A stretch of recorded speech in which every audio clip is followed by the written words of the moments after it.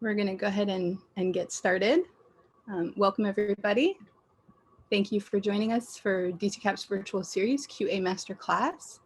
This is where we invite software testing experts from many different spaces to share insights. And this is the 9th edition of the series. Today, we're going to be talking about how Raiffeisen Bank International drives Agile engineering excellence with the RBI Agile Engineering Maturity Model. My name is Catherine. I'm the partner manager here at DCCAP. And as some of you may know, DCCAP is a parent company of QA Touch, which is our software test management solution, and also the basis of this series.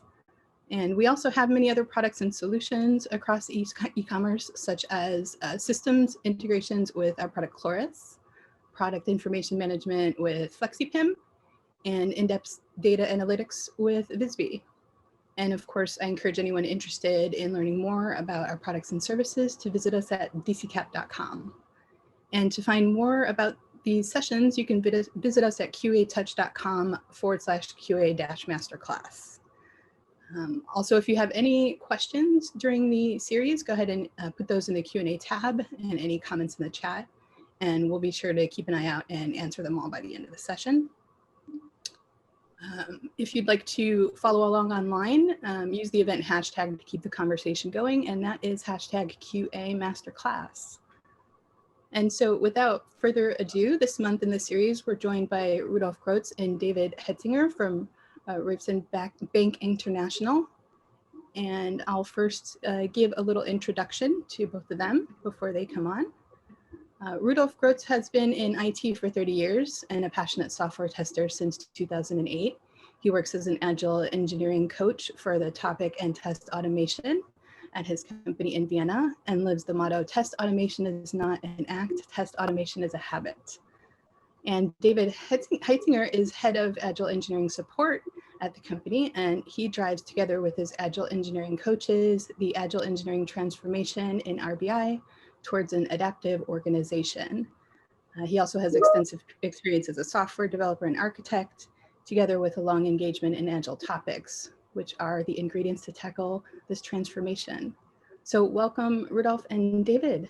You both can come on board now and start your presentation whenever you're ready. Thank you so much for joining us on QA Masterclass. Yeah, thank you, Catherine, for the introduction words. Hello everyone. My name is David Heitzinger from Austria in Europe. And I'm really happy to have the opportunity today for a short presentation. As Catherine already said, I'm working at Raiffeisen Bank International, and I'm responsible for Agile engineering, which means that we are taking care of engineering maturity, engineering methodology, tools, technology in RBI. Today, I want to share a bit of our experience that we have in this area. Together with me, Rudolf Grötz. Yeah, Rudolf, a few words from your side. Yes. So, hello, ladies and gentlemen. Yes, as David said, my name is Rudolf. I'm an Agile engineering coach at RBI, at Raiffeisen Bank International in Vienna. I'm also the guild lead for our test and tester automation and one of our Agile learning guides. You will later hear about the Agile learning guides. And I'm also the organizer of the Agile test automation meetup Vienna with more than 1,000 members. And I'm hosting 6 times per year the so-called Testbusters Night, where we give a lot of talks about the topic test and test automation. And back to you, David. Okay, thank you. Then let's step into our content. At first, a few words about what we are talking about. RBI, Raiffeisen Bank International. This is an international bank which is active in Central and Eastern Europe. Headquarter is in Austria, but our market is in Eastern Europe. We are covering all banking business, corporate business, investment banking, retail business. Yeah, and what's maybe interesting here is we are talking here not about one single bank, but we are more a group of banks, which means that we have not only one IT, but we have at least 14 different ITs, which makes our work a bit more difficult because we have more legacy, more different cultures, more people, and we always have to find a way to address this multitude of different approaches. Good. As I said in the introduction, our goal is engineering, meaning the way how to build, test, and deploy software. And we have quite a journey behind us, from a more classical approach to a state-of-the-art approach. The reason for that is that in the financial industries, at the moment, the competition is quite high. There are a lot of new players on the markets, fintech startups, but not only the smart competitors, the young, small, smart competitors, but also big tech companies that are pushing on the market, Apple Pay, Google Pay, Alipay. And we have a lot of new competitors, which are not banks, but which are called, which are not banks, but IT companies, but they are providing financial services, which gives us quite a headache. We have seen this challenge. We are reacting to this challenge.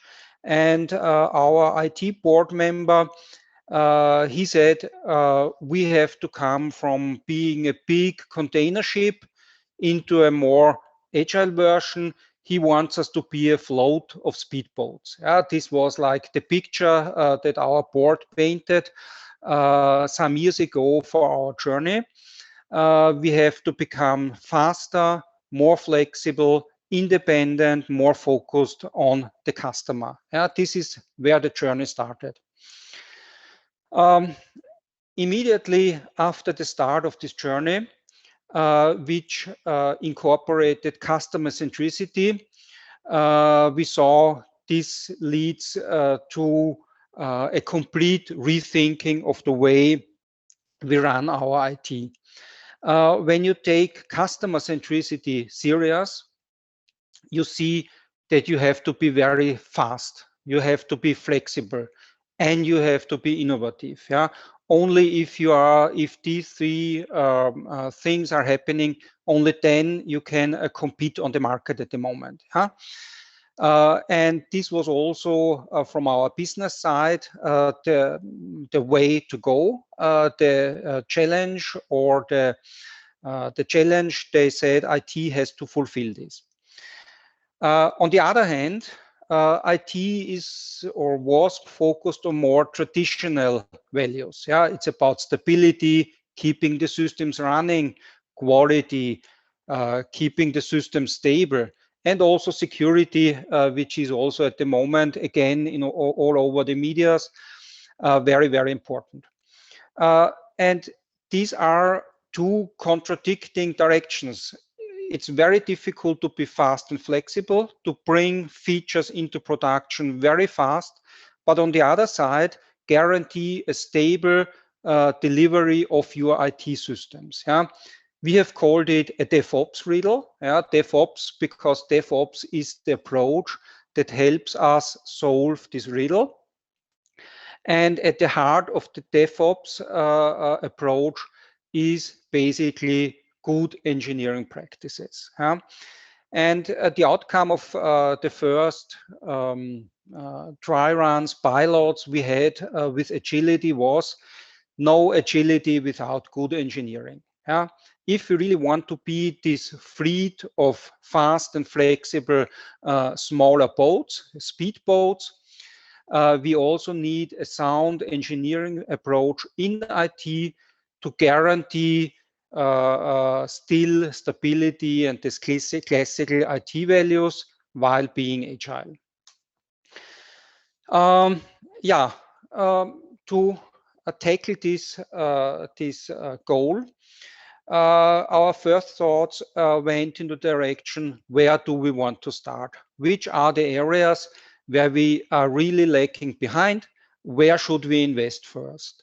And these thoughts led us to a tool, as some kind of engineering maturity review. Yeah, we said we need something like this: a review, an assessment, a health check, so that we get a baseline, a baseline for our products, and that we can define improvement measures. Out of the gaps that we see between ambition and reality, we wanted to define improvement measures. These measures, they will cost money. Therefore, we can also need a tool to quantify this invest. And overall, to think in more strategic terms, we will define a roadmap. And the last point, which proved very important, is an exchange between strategic direction and what's happening in our Agile products. What you can see in this maturity review, basically 3 parties are involved. On the one hand, it's the team.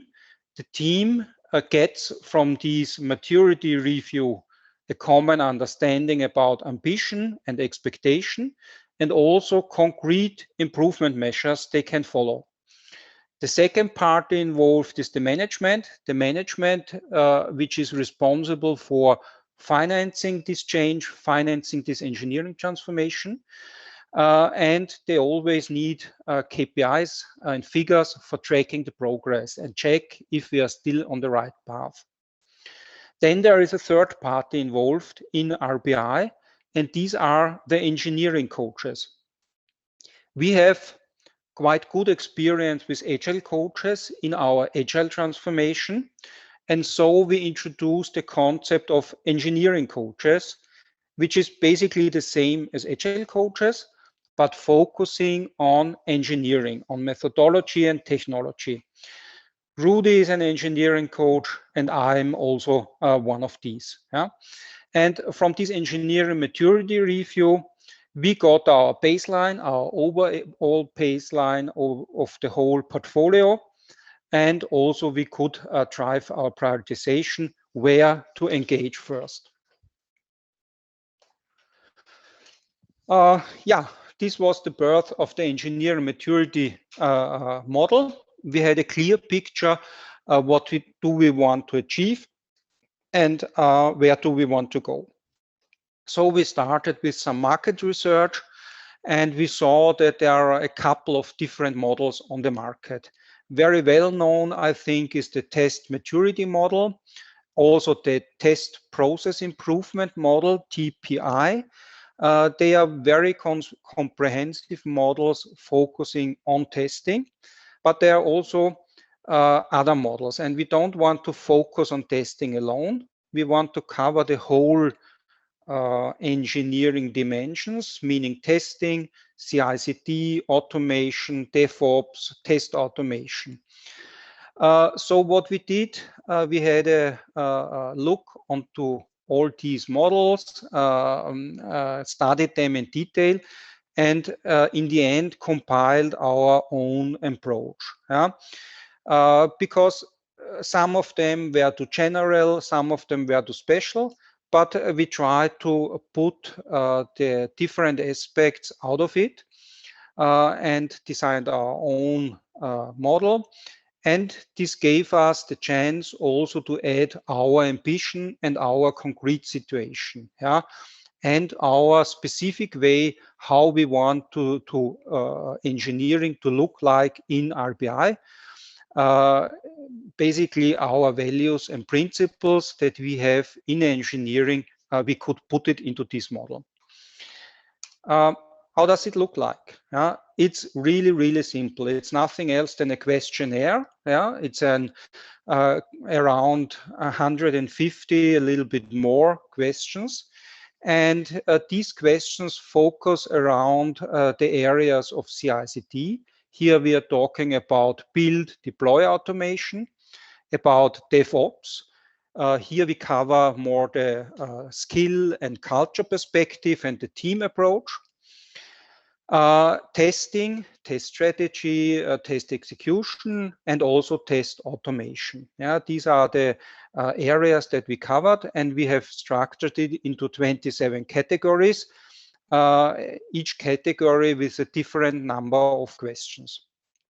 The questions themselves, they are structured in 3 different levels. First level, this is the crawl level. This is basically our expectation of a managed product delivery. Yeah? This is a little bit the must-have that we expect that delivery project products in RBI adhere to. Yeah? You could call it a managed service delivery. The second level, walk, this is the aspiration where we want to be, where we say this is state of the art, this is the way software is delivered today, and this is where we want to go to and where we want to come to in a couple of years. Yeah, and then the third level, this is, you could say, the nice to have level. These are the things if you really are ahead of the crowd. In some areas, we are reaching this level. These are greenfield cloud-based products where we really can pick and choose the technology and our approach. But with the older products, we're talking here about a lot of legacy. It will always be very difficult to reach this final level.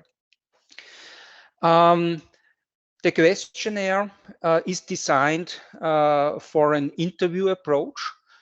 It's a self-assessment, meaning that we rely on the opinion of the team itself, but it's a guided self-assessment because there's a lot of discussion behind and a lot of exchange, which is very, very good and very fruitful for the further discussion. We also tried a complete self-assessment that you send out some questionnaire, some automatic stuff, and we saw that this doesn't work, yeah, because the answers, they don't fit, and anyway, so many questions are popping up that you, in the end, always land with an interview and the discussion between coaches and the team.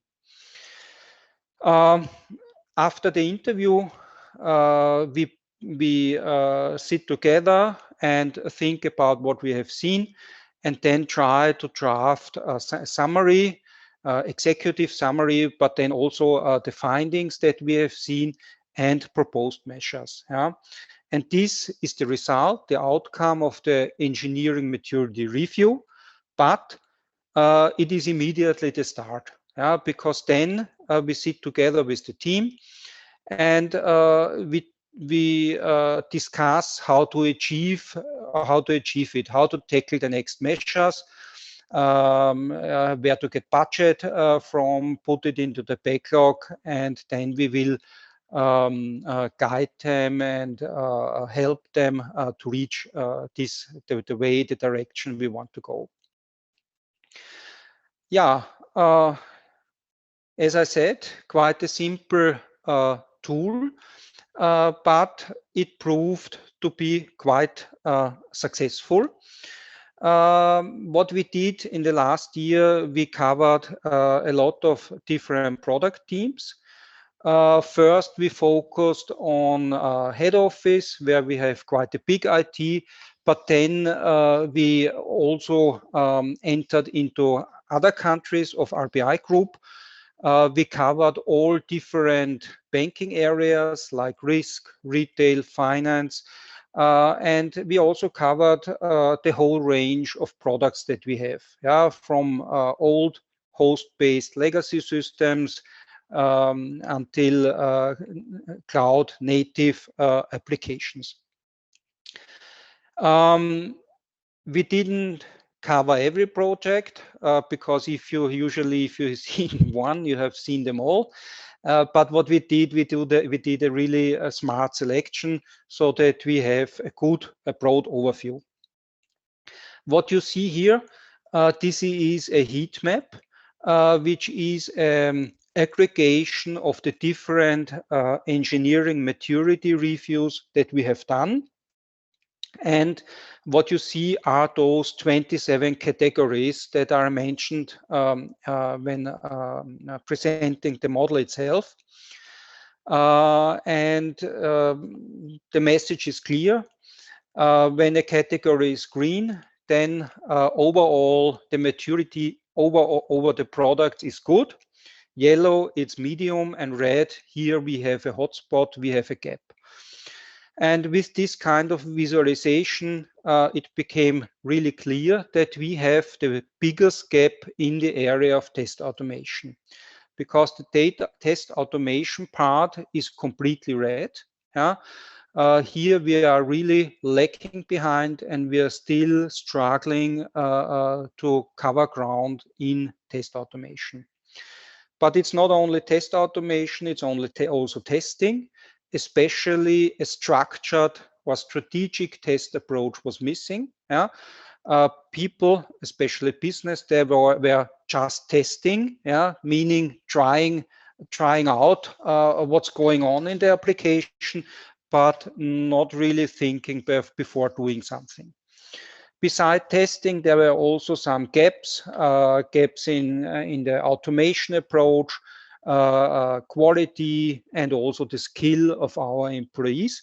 But none of these areas were as much behind as testing and test automation. Let's have a closer look on our product portfolio. We not only were interested in the overview that we just saw, we also tried to do a little bit of segmentation. And what you see here in the upper part is a segmentation between vendor-centric products and self-developed product. Yeah? And what you see is that the vendor-centric products, they are much worse in the engineering quality and maturity than the self-development. Yeah? This was quite a surprise for us, but obviously it's much more difficult with a classical vendor to come into an agile and agile engineering approach than if you do it yourself. Yeah? This was a quite surprising outcome, gave us also our direction to focus in this area.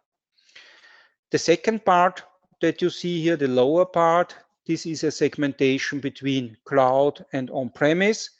Here, I think the outcome is not very surprising. On-premise, here traditional software development approach, a lot of areas are lacking in engineering maturity.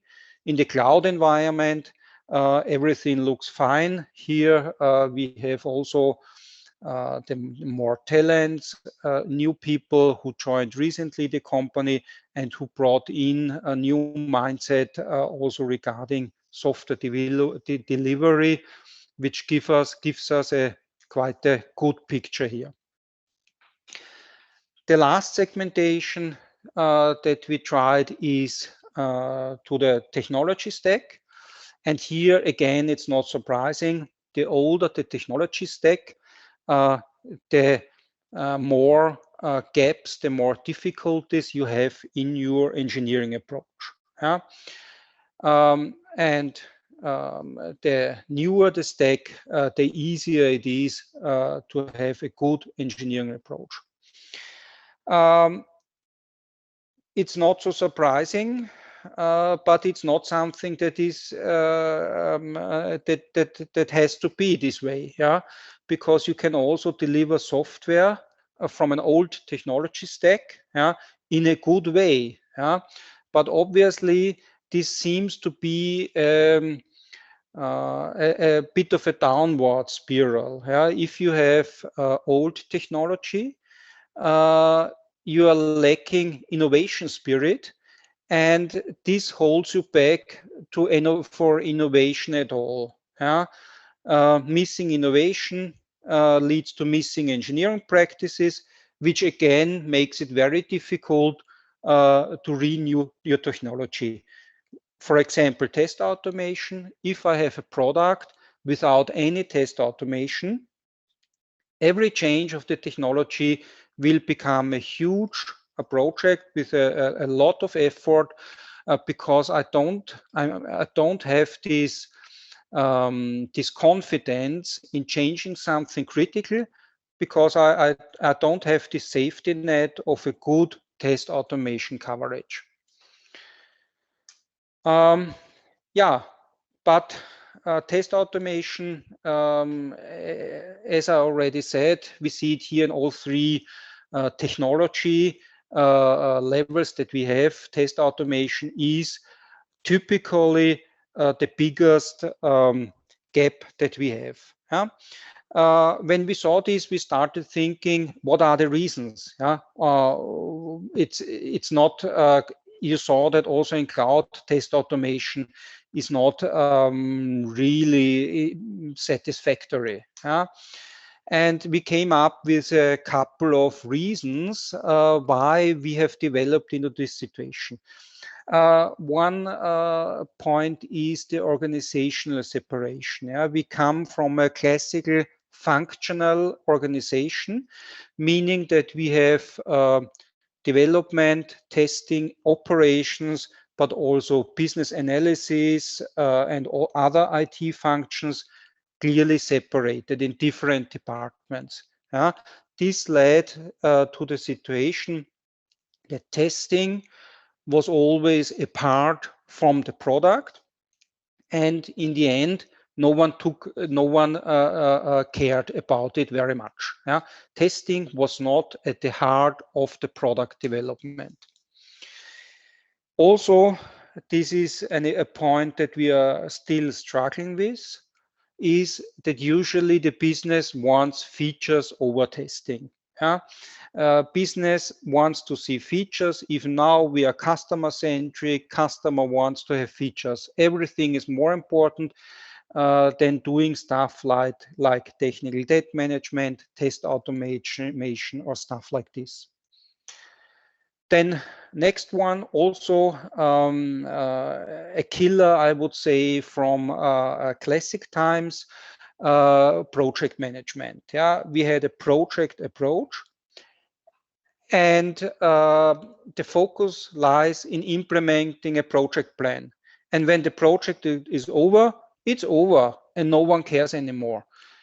On the other hand, if you have a product approach and a product strategy, it's really important to look into the future and keep the product stable, running, and fresh and new for a longer time. Then test managers, hand in hand with project management approach, we had a lot of test managers. They also, I have to say, focused a lot on executing plans, and they didn't take care about test automation or test strategy. It's more about managing resources, managing budget, time plan, and stuff like this. Yeah, and this whole approach also led to the situation that we are still lacking skills. We are lacking people with testing skills and education. A lot of the people that are testing are business experts, people from the business or business analysts, but they are lacking this specific testing approach. And last but not least, outdated tools and technologies. We saw our segmentation of the engineering review. Here we also have grounds to cover. Yeah, but today, let's have a closer look at test automation. I said we identified it at the biggest gap, and let's see what we came up with to solve these problems. Rudolf, would you care to take over? So, okay, thank you, David. Again, hello from my side. David showed you in part one what we found out, and I will show you now how we are tackling these challenges. Yeah, and we start with challenge number one. I will only talk about 3 challenges because we do not have time for all the challenges. challenge number one was this organizational separation. Yeah, and we tackled challenge number 4 long before we started with the maturity model. Yeah. During our transformation towards an adaptive organization, we changed from the matrix organization into a product-centered organization with dedicated product teams and with product department. Yeah, and this was the change from this big container ship, yeah, to this fleet of speed boats, yeah, which can react faster to market demands. As an example, here you can see our digital banking stream, where we have 3 product tribes, where the Newton mobile banking team consists of 2 feature teams.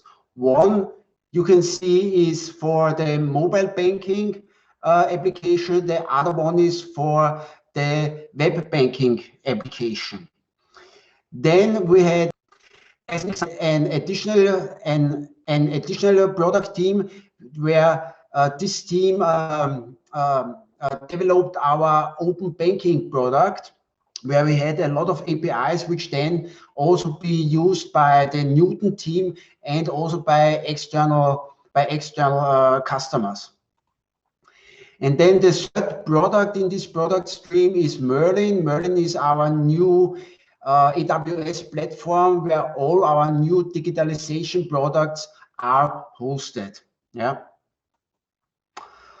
Well, now let's take a look at another challenge. Yeah, this is the challenge, this feature over test automation. In software development, speed has become the defining characteristics of a product launch, and it sets the standard we can't really escape anymore. And the attitude here is release now and fix the issue later, or launch the feature today, or watch your competitors outpace you.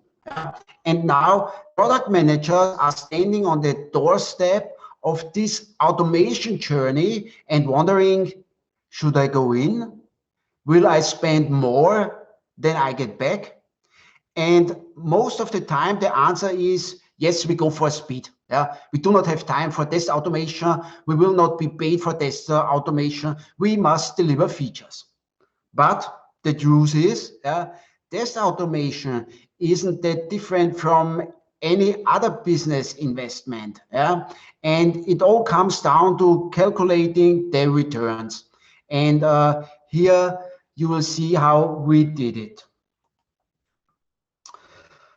So what we are offering to our product owners, to our manager, to our delivery leads, and so on, is an 2-hour training where we are demystifying the test automation. Yeah. So in this 2-hour training, yeah, we talk about the benefits of quality over speed.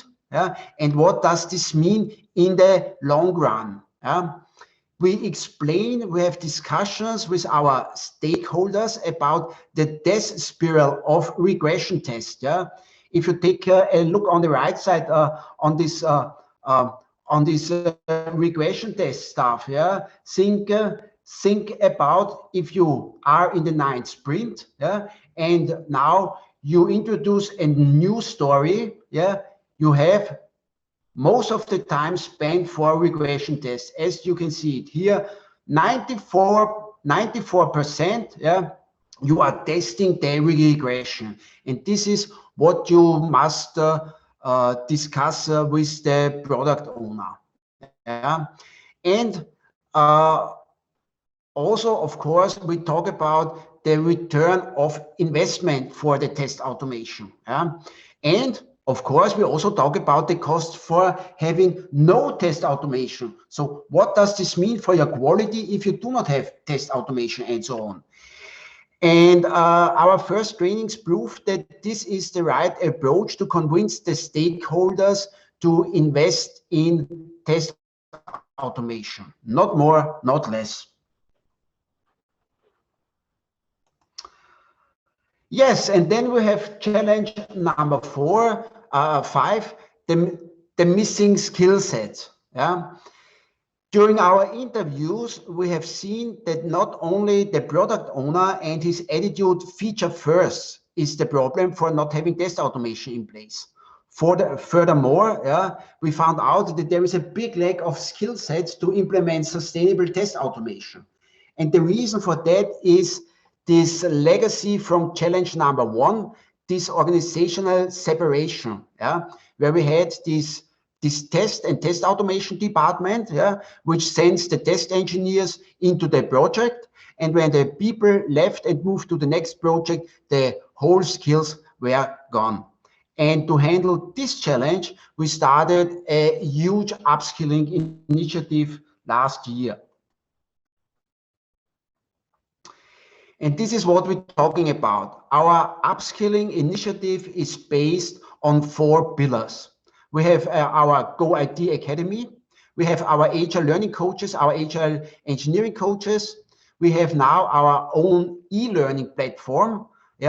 And we do also knowledge sharing and upskilling during our guild activities, our community participation, and so on.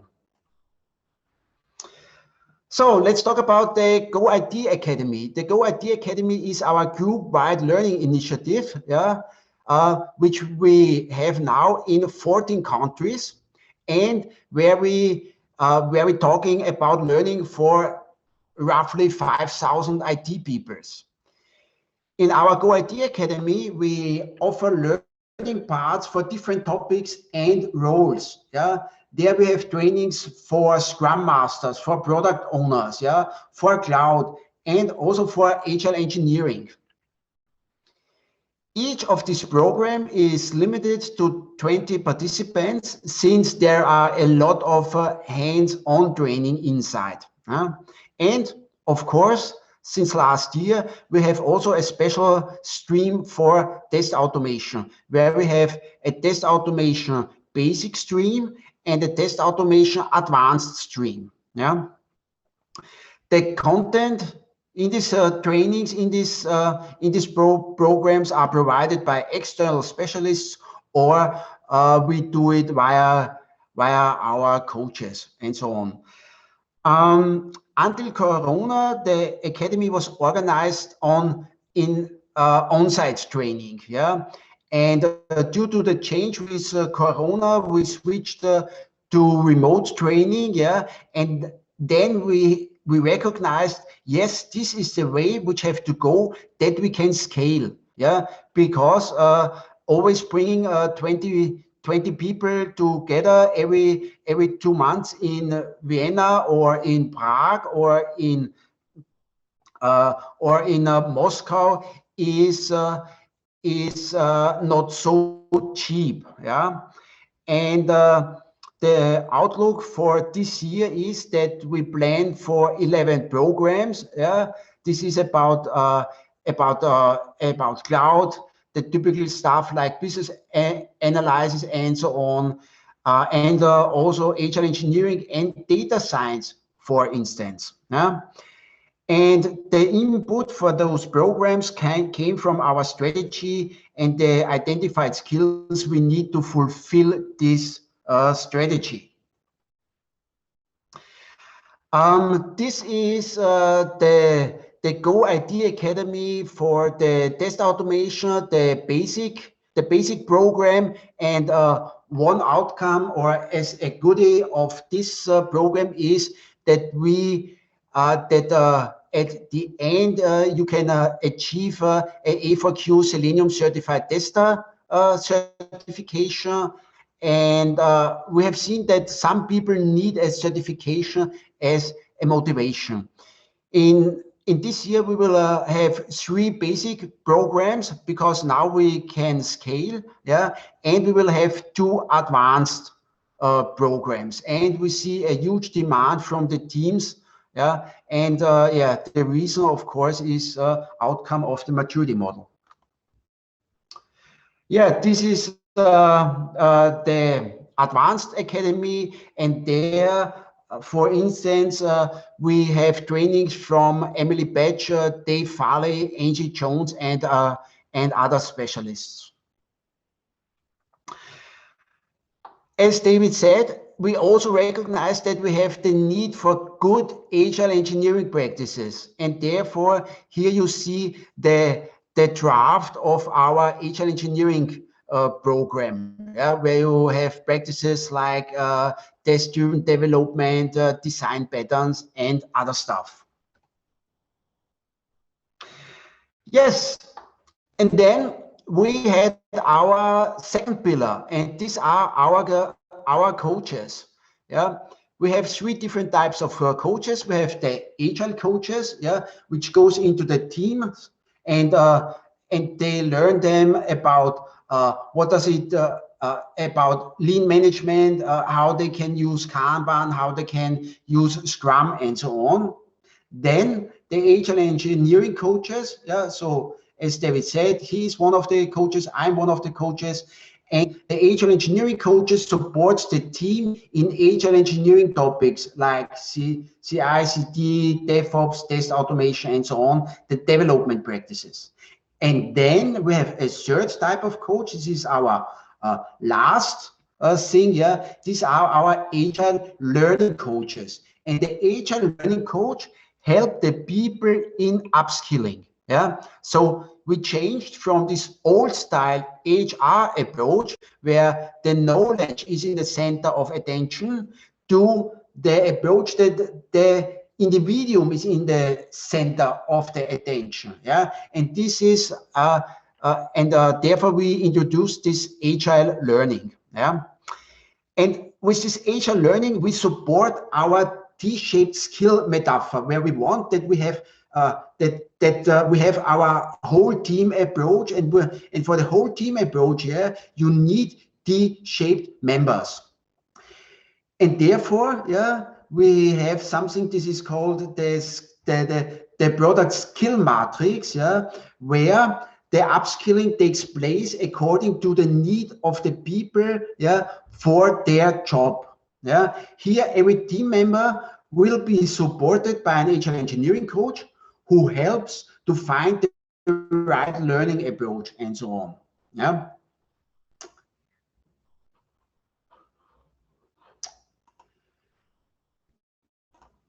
Oh, wait, sorry. Too fast. Yes. As an example, you can see here learning stories for a developer who wants to be who wants to learn test automation. So that means our